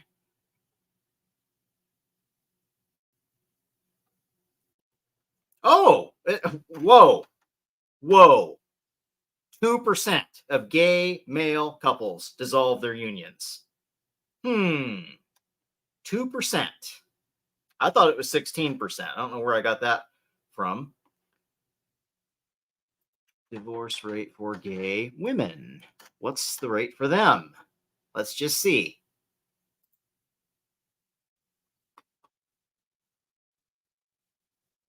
%. Now it's saying for gay men, it's 7%. I don't know where AI is getting this information from.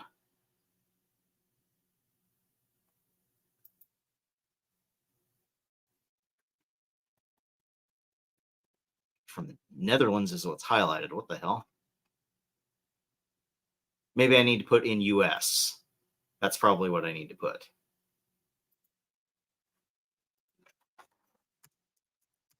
In USA, yes. Okay, Wikipedia, that's not correct.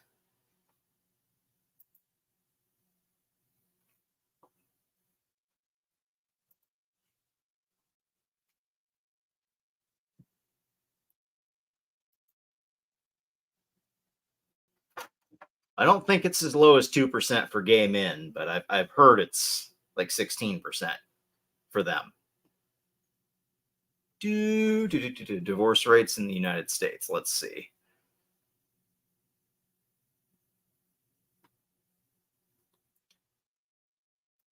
Sharing this tab. Good.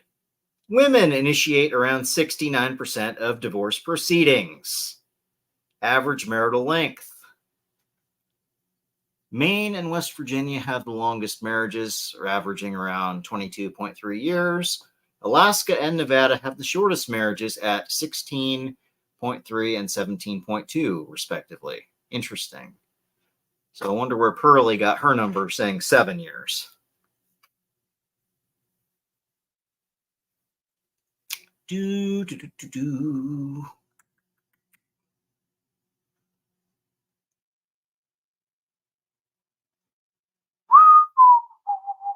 Gray divorce. Someone over 50 initiating a divorce. Okay.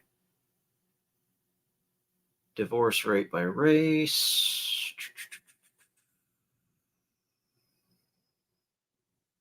This isn't the stat I'm looking for.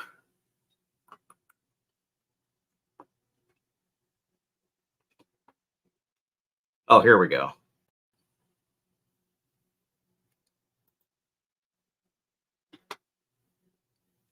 Divorce rate for gay men lower than lesbians. For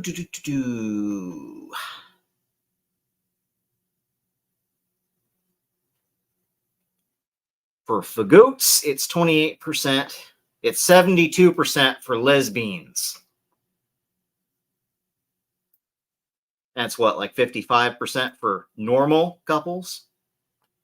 So there you go.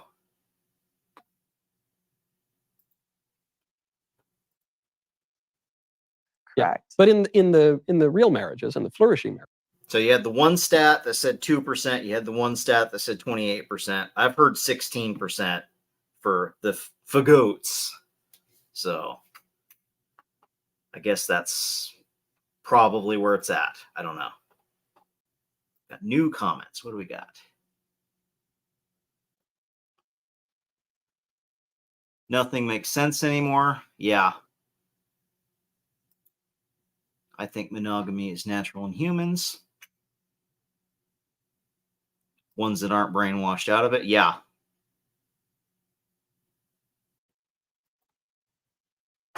I just want to find one woman that loves me and I can trust and have a family with. I don't want a harem. Maybe I am weird that way. Some guys do. I don't. Hey, I'm right there with you. I could be fine with one if I could find one.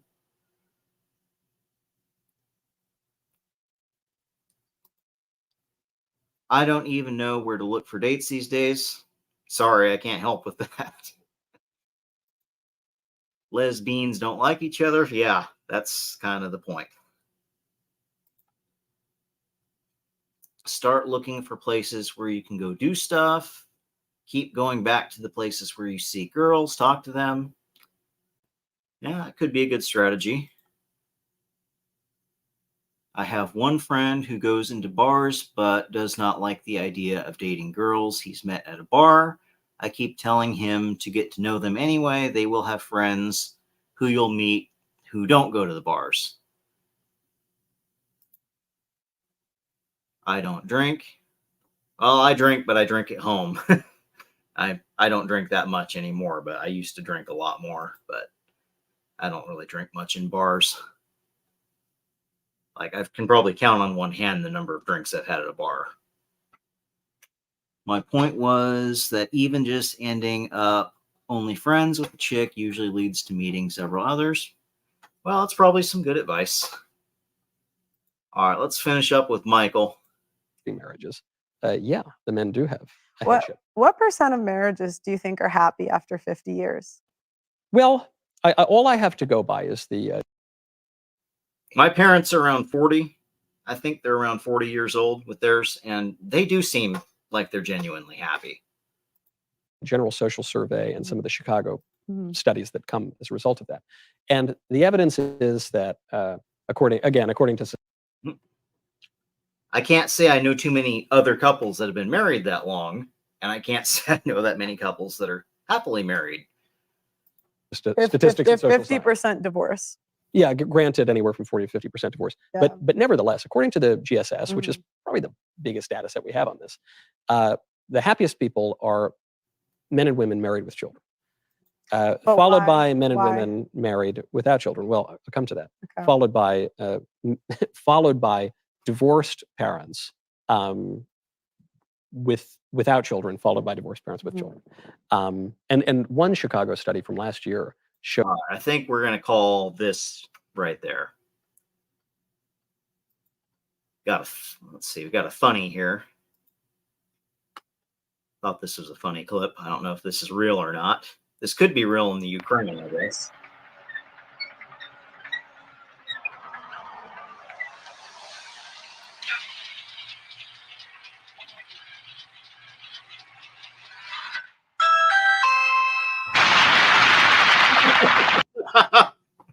I don't know if that's real or not. That could be Ukraine, I guess. I don't know. But I thought that was kind of funny.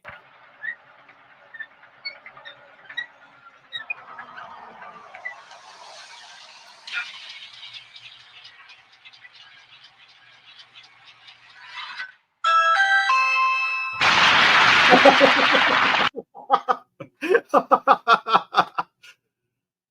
see here.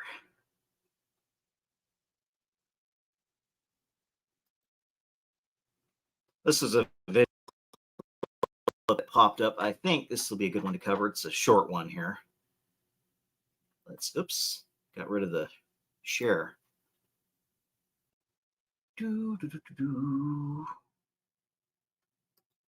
Got rid of the tab I was sharing. Oops.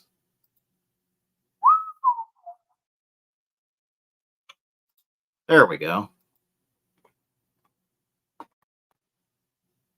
Now, remember when trans activists Dylan Mulvaney...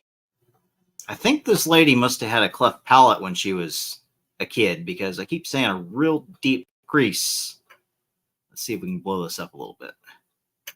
I keep seeing a deep crease, but it's not like right in the center of her lip, like above it. It's like off to the side. So I think that might be a cleft palate. Not that that matters, but anyway. escaped to Peru to get away from the hate in America? Okay, surprise! I'm in Peru. Oh, it's I'm at Dylan. Machu Picchu. Isn't this just so beautiful? I'm here by myself. I've seen a lot of llamas. It was till you showed up. And the people here are so kind. I feel very safe here. It's a little sad that I had to leave my country to feel safe, but that will get better eventually. And I am dying Keep coping and seething, Dylan. for some Trader Joe's rolled chili lime chips. But other than that, I am so content. Still have. Wait, there's a Trader Jose's at Machu Picchu? Really? I don't know. I doubt that. Haven't been kissed yet, but I'm holding out hope. And most of all, this trip has me feeling like I'm my own best friend again.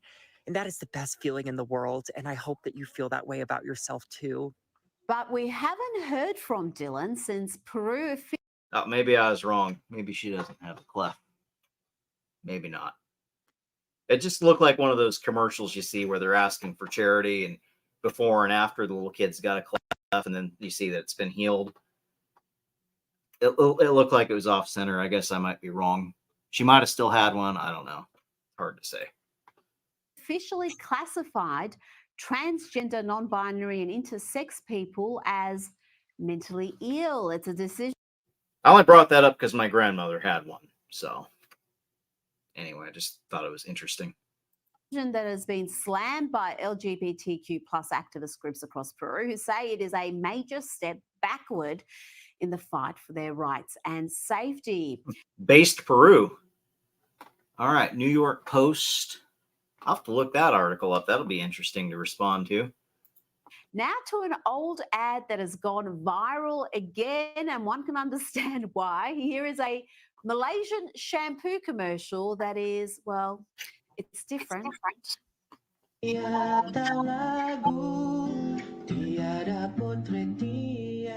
Pagi 50 disari dengan nutrisi agar kulit kepala dan rambut kekal sehat dan harum sentiasa. What the fuck? How are you? What? No offense to the Muslims, but shampoo is meant to be used on your hair, right? I get it. Y'all don't like showing women's hair, but it's not laundry detergent. It's shampoo. It's meant to go on the hair. This is, you could demonstrate, I don't know, how soapy it is or whatever without showing her hair, right? I don't know. Or you could just show some Western thought showing her hair. Or is that just not allowed because it's a Muslim country? I don't know. Good Lord. Even the Taliban Doing your shampoo and doing the laundry at the same time. can't be upset by that. Modesty first. Now let's go to Santiago, Chile, where these... Is that really lefties, though? Muslims that are that extreme about their stuff? Is that really lefties? I don't know. Women are dancing for Palestine. If they dressed and danced like this in Gaza, they'd be shot by Hamas. This is my first time watching this, by the way. This pulled up. It looked like it would be interesting. But go crazy, ladies.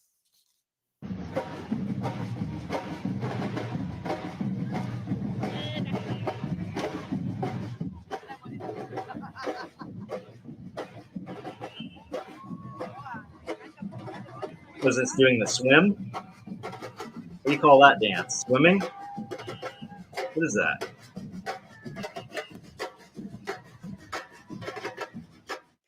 And we do Very bizarre.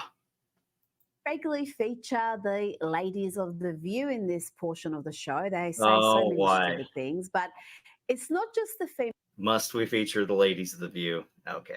female hosts. Their guests, male or female, also tend to say stupid stuff. Here is ABC host and Democrat operative George Stephanopoulos Oh, it's George Snuffleupagus. Let's hear what he has to say. admitting that the deep state is real and it's beautiful. And these are people that come, they're relatively young, people who come from all over the government, the CIA, the DIA, Defense Department, military. All agencies that need to be cut. And, some people like to call those people the deep state. Deep state. Well, the big thing I learned doing this book is that the deep state is packed with... I'm sorry. Whoopi, what are you doing with your hair? You're looking like Mr. T. What is this? What are you doing, Whoopi? Deep state is packed with patriots, people who go to work every single day on the front lines of the most intense crises the country faces and do it to serve their country. It wasn't Yeah, crises that are a lot of times generated by those same people. too long ago that if you mentioned the deep state, you'd be called some crazy conspiracy theorist. But here we are. George says they exist and they're paid. Conspiracy theorist, again, a term invented by the CIA to cover up if anyone questions JFK being yeeted by magic bullets that somehow hit the Texas governor, bounced off of him, and blew the back of JFK's head off somehow when the shots are allegedly coming from behind, which makes zero sense. But, you know, that's where the term conspiracy theorist originated from.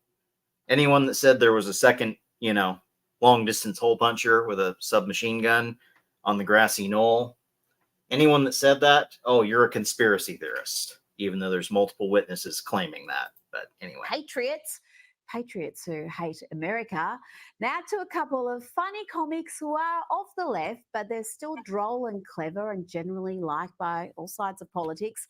Bill Burr and Bill Maher came together for Maher's podcast, but it didn't go as well as you'd expect. First of all, I don't think you could change the oil in a car, so don't talk about fucking architecture. I can't, and I wouldn't want to. Oh, let me adjust my glasses. Can I tell you something, Bill? Most of the you say is not smart. It's just sort of obscure. It's not obscure to a certain percentage of people. Yeah, I'm people not, that are at I'm your not some altitude. giant egghead. I'm just I know you're not that smart.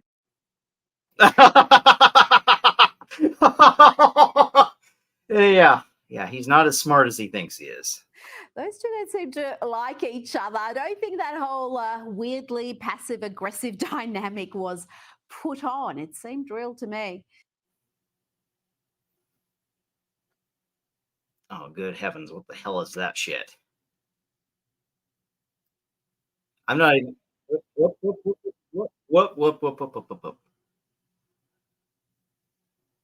Yeah, I'm not even going to check out those stuff on the thumbnail there because some of that stuff looked quite disturbing. Okay. I thought this was funny. This is if Titanic was filmed in 2022. I got a laugh out of this. This came up when I searched for that I am the captain now clip. God. Captain, the lifeboats are ready to go. Should we load the women and children first? No, men and children first. Excuse me, sir. It's 2022, Private. A woman can handle a sinking ship just as well as a man can. And if you don't think so, you're a misogynistic asshole stuck in 2008. Yes, sir. Ladies and gentlemen, for the time being, I am requiring men and children only. Are you kidding me? It's 2022. This is what you wanted. You wanted to be treated equal to men? Well, this is how men are treated. Like No, we don't. We just say that half the time. We don't actually believe in it. Yeah, we do. Come on, we're just as capable as men are. Shut up! I identify as a man. Jack, do you think I could open the door? It's 2022, Rose. I wouldn't want to imply that you can't handle the ice cold water the same way a man could. I love 2022. Oh, that was good. Oh, that made me laugh.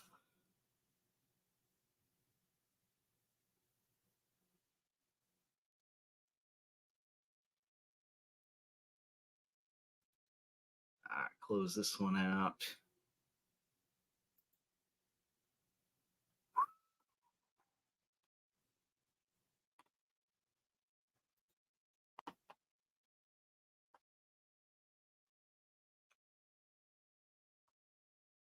Oops. I should become an alcoholic. I wouldn't recommend that. Runs in the family. That makes you more likely to be one. You should not become an alcoholic. Thank you, Zombie Bomb.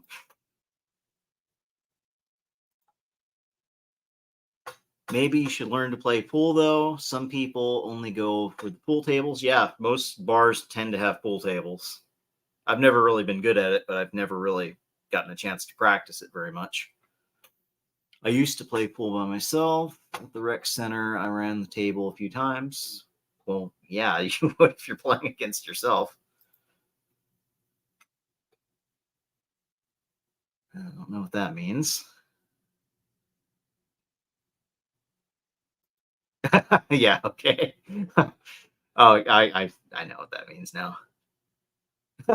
Right. Do.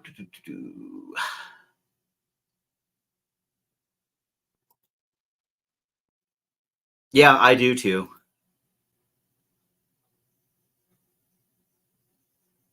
Shampoo that my sister got, it had rocks in it. Felt weird, scratched my head. Oh, you mean like charcoal, maybe?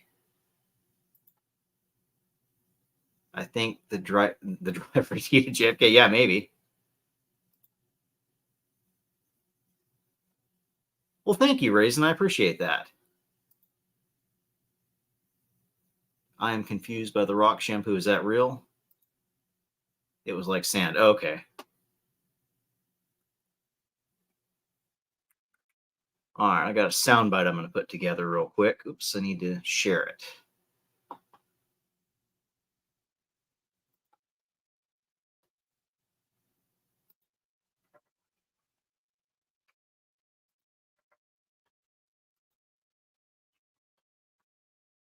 This is a clip Joker likes to use. Well, he uses soundbite. At some point, I'm going to get the. I'm going to figure it out how you get just the sound part, because I don't really need the video. I didn't realize it was Jim Carrey, but yeah, liar, liar. I forgot about this. Ding, ding, ding. What do we have for Johnny? And I wanted to combine that with, let's see, this one. Bam! Just like that. That's all there is to it. That's all there is to it. A winner! Just like that. We'll be right back with our Price is Right. Don't go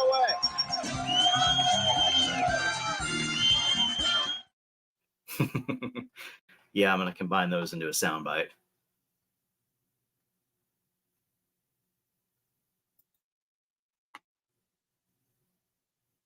And this one here is for all the ladies that think you can do everything men can do in high heels. You know? There goes all your Amazon packages right there. Those aren't getting delivered on time. Yeah. And this is not all men. Not all men can do this. This is extreme. But you don't see any ladies doing that. No offense, but you don't see any really ladies doing that. So you don't see a whole lot of men doing it either, but you see really tough men doing shit like that. So I think we're going to call it there, I think. That looks like fun. I know someone who wants to teach me welding. Yeah, welding is fun. I've done it before in school. You want to learn? He said, if I'm willing to go out to rigs, I could make a lot of money. Yeah. Looks scary as shit, though. Yeah, I got to agree with Zombie on that. Zombie Bomb. It does look pretty scary. And we are at the 2-hour mark. Wow. Just about. Almost. So like I said, every 6 minutes, a dude ropes himself. And we're at the 2-hour mark. That means 20 dudes. 20 dudes have ended their life. I'm an Aquarius. Me too? Oh, okay. Honestly, guys, I couldn't tell you what I am. I don't really follow that stuff. But I think I'm going to call it here. Zombie Bomb, for no reason. You guys have a good night. I think actually before we go, I'm going to mod both of you guys if I can figure that out. It's not letting me do that. I don't want to delete the comment. I don't want to put you in timeout. Come on. Maybe it's because I'm showing a comment. It's not letting me mod you guys. What the hell? Delete comment, put user in timeout, ban user. What the frick? I would either come back with money or not. Also all a win-win, I guess. Yeah. How do I, let's see. Not at all. It's not a win.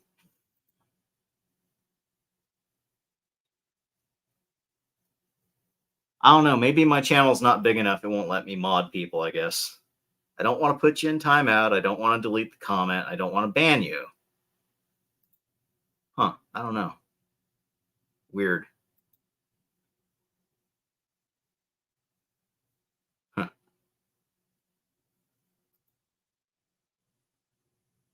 I don't know.